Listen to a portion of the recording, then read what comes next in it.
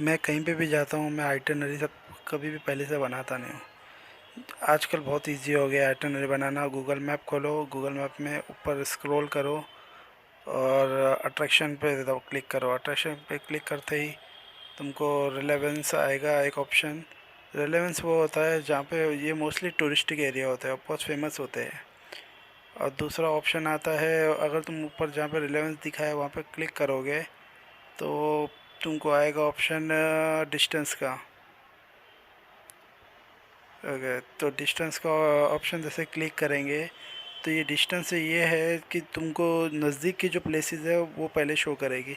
जैसे इधर 300 metres, 350 metres, 550 metres, तो क्लोजेस्ट प्लेस जो रहती है वो ऑप्शन में शो कर देता है।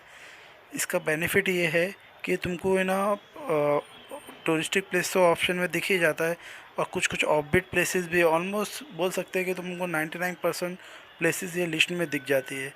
फिर चूज़ कर लो, तुम्हारे फ़ोटोज़ भी देखने मिल रहे हैं तुमको, चूज़ कर लो तुमको कहाँ जाना है कहाँ नहीं जाना है।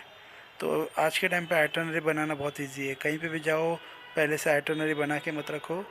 बस गूगल मैप खोलो, अट्रैक्शन क्लिक करो, अट्रैक्शन में रेलेवेंस और डिस्टेंस दोनों साइड का कैटेगरी देख लो, बस डन।